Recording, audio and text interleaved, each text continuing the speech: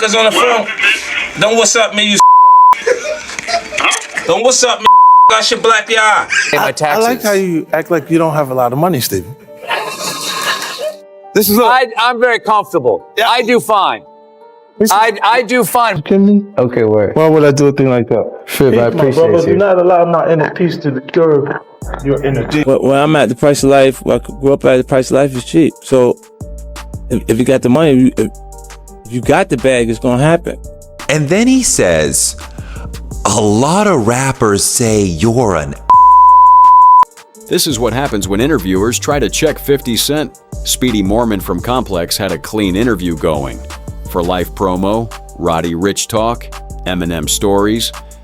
Then out of nowhere, he decided to fish for drama about French Montana. Like there's not much going on. There was rumors that you snuffed him in a club in Miami or something. Is there any truth to any of that? No, there's no truth to that. Should have stopped there.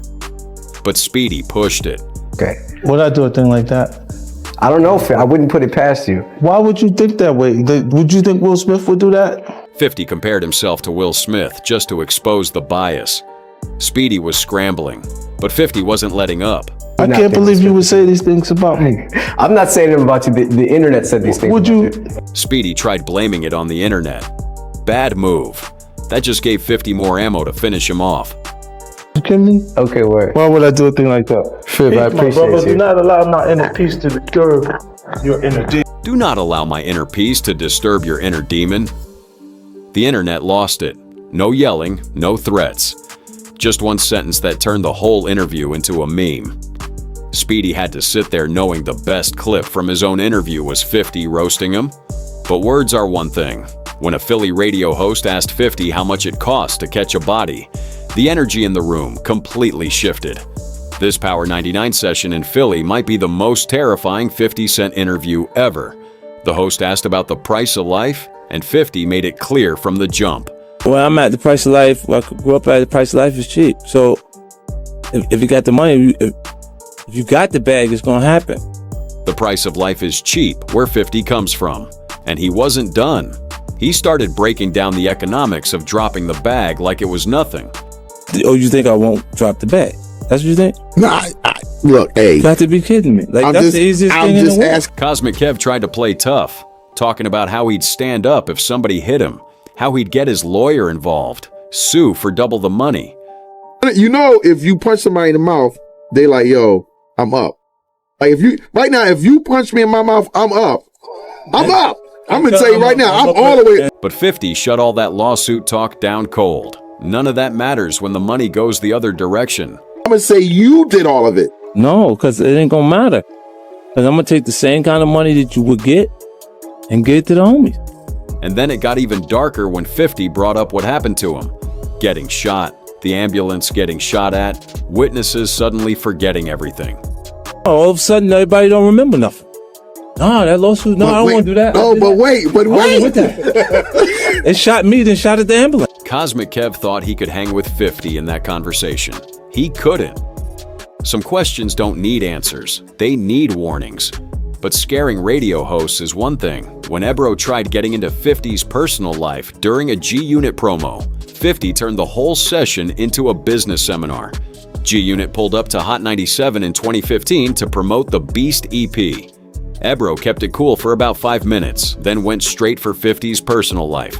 50, we gonna deal with you and your women. No, we're not. I tell you what, Ebro. 50 shut it down on contact.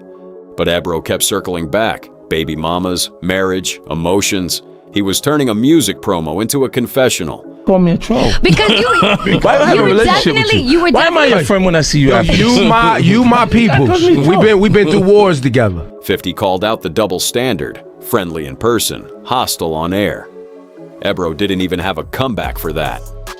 50 then switched tactics by playing the bully card on the hosts too.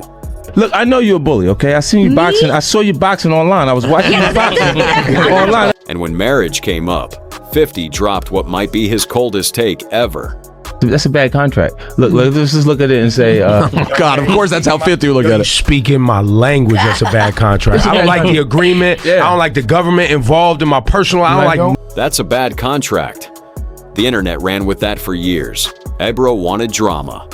50 gave him a business seminar and life advice.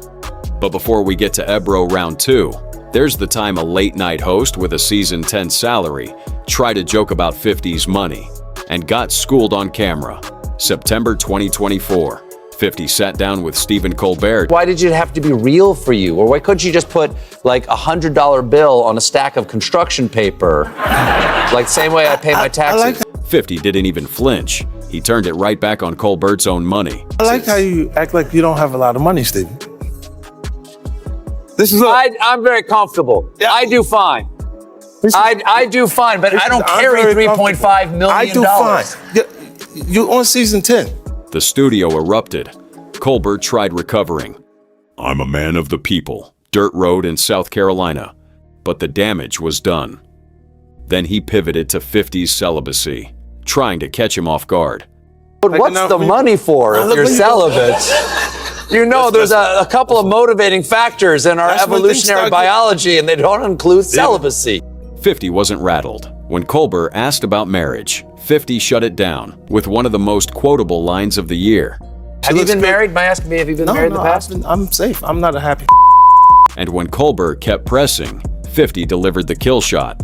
You've never been married? No. Never been married? I'm here, man. I'm free. Wow. Free. I made some mistakes, just not that one. Even Colbert knew he'd been outplayed on his own show. But while Colbert tried gentle comedy, one TV host spent years poking 50 and found out his clapbacks don't expire. Wendy Williams had been taking shots at 50 for years. But in 2018, during a segment about 50's beef with Papoose, she crossed a line nobody saw coming. It's just that, Pap, everyone knows you and Rem are thicker than thieves. Nobody's checking for 50 like that. Does he still like girl? She insinuated 50 might be gay on national television. His Instagram response was ruthless. He responded, this did not tell her not to put me on her show till she talk about being the world's most famous side strap. But the real payoff came a year later when Wendy actually showed up uninvited to 50's tycoon pool party. A reporter asked 50 about it on the red carpet. Was Wendy Williams not invited? Yeah, she just showed up. Okay, so she really wasn't invited. Yeah, after she talked about me for years, babe. The reporter kept pressing. Why would she think she could just show up after all of that? That's what I do want to ask. There's been a public, like not feud, but there's been some going back and forth. Yeah. Why do you feel like she thought she could show up if she wasn't invited? And 50's answer was the most devastating part. No insults. Just cold, honest confusion. To save my life, I don't understand that part. Like, I wouldn't go. I wouldn't go to her party if something was happening like that. No screaming, no scene. Just ice-cold dismissal that's worse than any insult. 50 told the truth and let her look crazy.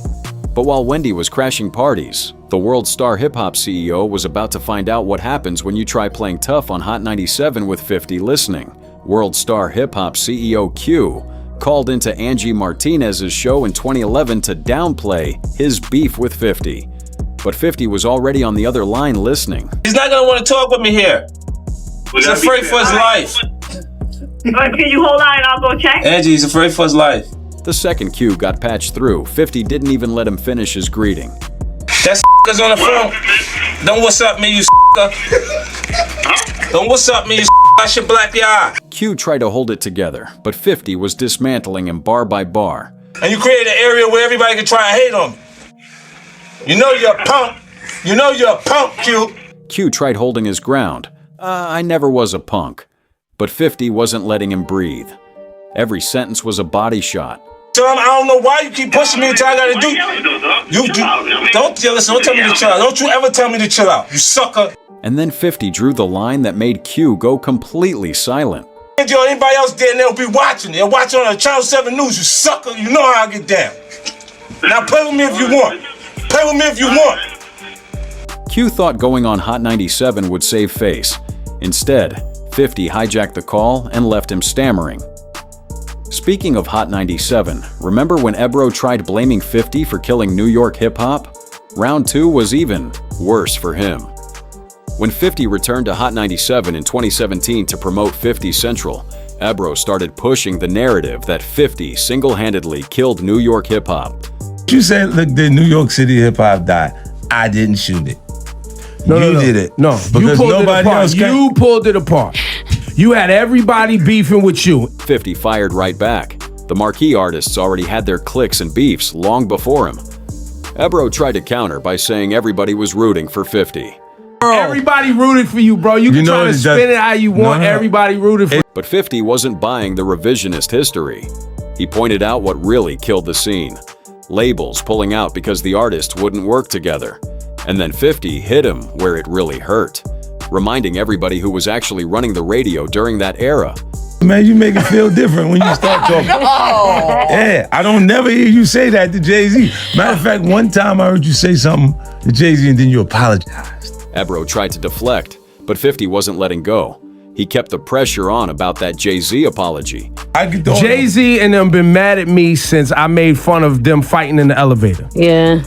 But before that, you said something and then apologized. Nah, hell. Ebro tried to blame 50 for a decade of problems. 50 reminded him who was really behind the playlist and who apologized to Jay-Z on air. Receipts don't lie. But radio hosts aren't the only ones who spent years trying to check 50. One journalist made it his entire mission and paid the price. Journalist Touré spent years trying to catch 50 slipping about steroid use. After noticing 50's insane physique during a Rolling Stone cover story, he became obsessed. First chance he got at BET, he asked point blank. Then I'm like, so do you use steroids? I didn't say it exactly like that. I like to be very conversational, so you sort of move it into the flow of the conversation. 50 went off, stood up, called Touré a horrible person, pointed to his nutritionist in the next room. Bet buried the footage. But Touré wasn't done. Years later on Fuse, he played nice for 56 minutes. Then, with 2 minutes left, went right back to it. So I said to 50 Cent, with about 2.5 minutes left in our interview time, so you and I have talked about your workouts before. This time he had receipts. A New York Times article naming 50's doctor. He tried giving 50 an easy out. There's absolutely nothing wrong with you doing steroids. You are not a professional athlete. You are free to do steroids if you wish. But 50 wasn't giving him nothing. Instead of engaging, he hit Touré with the coldest one-liner of his career. 50 Cent lets out a big, loud, devilish laugh. And I already feel small. And then he says, a lot of rappers say you're an That laugh, that line, pure 50. He didn't deny it, didn't confirm it, just made Touré feel 2 inches tall. Touré admitted years later he never got another sit-down with 50 again. But getting called an asshole is nothing compared to what happens when you go at Oprah. When she came for gangsta rap, 50 didn't just defend himself, he went on offense. 50 and Oprah had been at odds for years. She campaigned against the N-word and froze out gangsta rap. 50's response? He named his dog Oprah. I heard you have a dog named Oprah. Yeah. Oh, you are in so much trouble, 50. Get him, Oprah! TMZ ran with the story, breaking down how the whole beef started in the first place. She campaigned against using the N-word a while ago, and 50 took it as a personal attack. Years later, when Oprah started going after black men accused of misconduct while giving white counterparts a pass, 50 called it out publicly.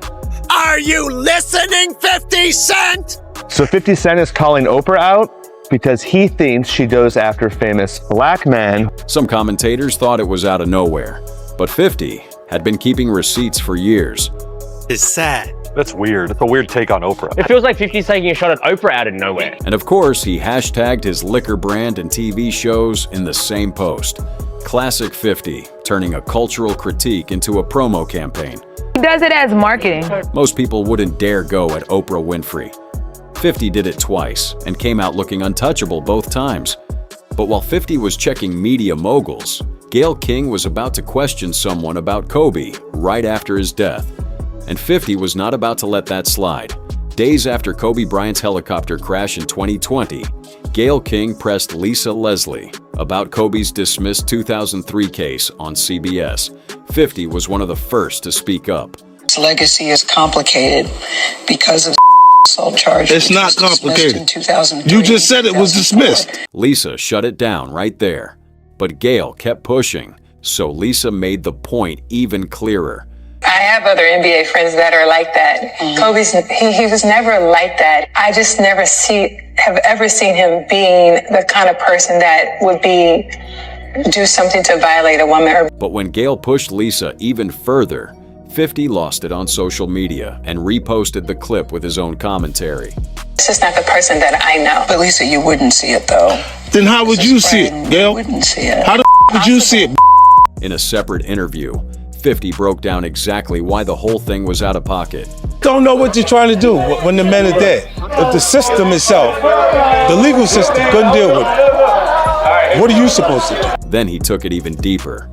Everyone's greater in their absence than they are in their presence, right? All right, so they're gonna keep playing with people that are not here? 50 didn't just check Gayle. He checked the entire practice of going after people who can't defend themselves. 50 said what everybody was thinking. But a whole different kind of confrontation was brewing on Hot 97 when Cameron called in during a live 50 Cent interview.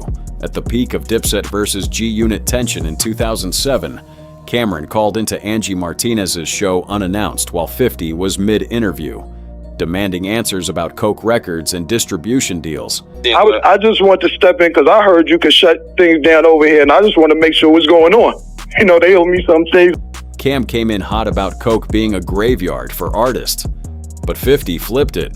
If it's a graveyard, why'd you let your own man sign there?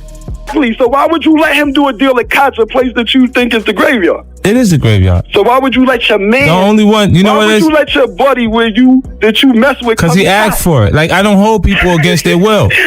Cam tried to talk numbers, Coke's revenue, the deals on the table, but 50 broke down the business calmly, explaining how his artists turned down individual offers to stay unified. Lloyd Banks is at 300,000. Hey, he's on amazing. Jim is at 300,000. Right. And that's great for Jimmy.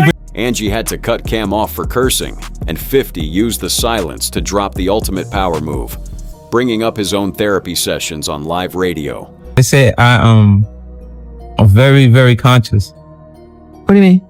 Like when you talk to the therapist, her observation on me is that I'm very conscious. Conscious? Yes, I can control myself. Cam brought volume and emotion to a gunfight where 50 only needed logic. By the time the call ended, 50 looked like the CEO running a board meeting, while Cam sounded like he needed the anger management class. 50 just mentioned. But phone call ambushes are child's play. When Funkmaster Flex tried to corner 50 about the game in 2005, he had him right there in the studio. And it still didn't work. February 2005. The game had just been removed from G-Unit. Flex got 50 into the Hot 97 studio and started fishing. That game may have said to make this uncomfortable where you felt different about him. Flex wanted the messy soundbite. 50 wasn't giving it to him. That's what I heard. He don't move like we move. They're not the same as... That's what I was the beginning of. Instead, 50 laid out exactly how much he contributed to Game's album, writing on 6 tracks, muting his own vocals so Game could record over them. So every record that he's selling is based on me being on this record with him. His album is my EP before my LP. And it wasn't just music. 50 opened his home to this man, treated him like family. Man, and I overextended myself to him because he was the person that I sat down and actually he's been in my house. Then Flex tried the physical altercation angle. Was there pushing and shoving? He never did that. I guess in all honesty, this is the real talk right here in New York. We ain't never had no pushing and shoving match. That's entertainment. That's entertainment. 3 words that dismantled the entire narrative. Flex kept trying different angles, but 50 turned every gotcha into a business lesson. But while Flex was using leading questions, one interviewer went full scientific method, hooking 50 up to an actual lie detector. Vanity Fair strapped 50 to a polygraph in 2021 and started firing personal questions. Zero stress from 50. They started with the DMs. Have you ever slid into someone's DMs? Yes. Can you tell us who? Nope. Did it work? What kind of is we could do? 50 couldn't even believe they were asking, but he answered anyway. why I'm volunteering to do this? No, most of the time it works. Does it work more often than it doesn't work? Yeah. When they asked about Eminem not following him back on Instagram, he turned it into a flex. Right. Does that bother you? No. He's the biggest rap artist in the world. You don't have to follow him. And then he hit them with the line that made the whole segment go viral. I follow him because I want to keep up with what he's doing. Do you wish that he followed you? No, he texts me personally. He texts me personally. The flex is effortless. They tried catching him on Inda Club. Was the bottle really champagne? He casually admitted to filling bottles with ginger ale. And the machine's final verdict. Did you lie at any point during this lie detector test? And we didn't catch you. No. He is telling the truth. They brought a whole machine to catch 50 in a lie. The machine sided with 50. But lie detectors are the polite version of checking somebody. When Charlemagne asked 50 point blank if he's ever been scared of anyone in his life, the answer made the whole room go quiet. On The Breakfast Club, Charlemagne hit 50 with the ultimate trap question. Is there anybody 50 Cent fears? Ever? Say yes, you look soft. Say no, you sound like you're lying. Is there anybody 50 Cent fears? Ever? Historically in life? Now, all of the situations, if you don't have fear, then you're not smart. 50 didn't pick either option. He redefined fear as intelligence. Then you just not acknowledging danger. All right. That point. I learned that in the 50th law. Nah, yeah, but you just not. And then he laid out what really happens to the fearless ones on the streets. You watch that guy that just has zero fear and say, yeah, we can get him. He tough. We're going to have a hard time chewing on him, but we're going to get him. Then he brought it home with the philosophy behind his whole career. The same mindset that gave him get rich or die trying. I'm going to do what I want to do. Mm-hmm. And then if I die in the process, I was doing what I wanted to do. Even the themes. Look, it's power to dollar. And then he connected it all the way back to his music and his survival. I get hit, I come back. Get rich or die trying. Yeah. Right? And the process, because that's already what I'm feeling like I'm going to do. I'm in the process. Charlemagne wanted a simple yes or no. 50 gave him a TED Talk on survival. The man who took 9 bullets doesn't deny fear. He uses it as fuel. But speaking of checking interviewers on their own turf, when a group of hosts tried to bring up mob connections, 50 put the entire panel on trial. 50 checks interviewers for being scared of the mob. In this viral clip, interviewers tried steering the conversation toward organized crime, hoping to see 50 uncomfortable. They were the ones who ended up sweating. Look, I'm from Southside Jamaica, Queens. I don't like Supreme. I don't like Premium, but he lived the way he actually projected himself. He gave respect where it was earned. His lifestyle is consistent. He was true to it. He never ratted on nobody. Just like that. You see what I'm saying? But then he flipped the tables. Instead of answering their questions about the mob, he started asking them. And Jimmy's a different kind of guy. He told everybody. Jimmy's a cold stone rat. Don't bring us into that, man. Yo, look. I ain't got nothing to do with it. Why'd you take that off? And he didn't stop there. He went after their own people. Explain this to me, bro. Why is your reverend a rat? Meeting with the mob. Why is your reverend in the meeting with the mob? He solved the last 10 years of criminal activity in New York City in 10 minutes. By the end of it, the interviewers were the ones scrambling, not 50. The DA said, hold on, chill out, stop, boy. You're going to make it like that don't even work. The interviewers wanted to see 50 flinch when the mob came up. Instead, he made them the story. 50 didn't just survive the check. He reversed it so hard, the interviewers became the ones being interrogated. And that's the thing about trying to check 50 Cent. Whether it's a journalist with a steroid obsession, a late-night host with a money joke, or a lie detector machine, it doesn't matter. The man has been shot 9 times and built a $100 million empire. You think a microphone and a tough question is going to rattle him? 15 interviewers tried. 15 interviewers lost. And the clips will live on the internet forever as proof that 50 Cent doesn't get checked. He checks the checker.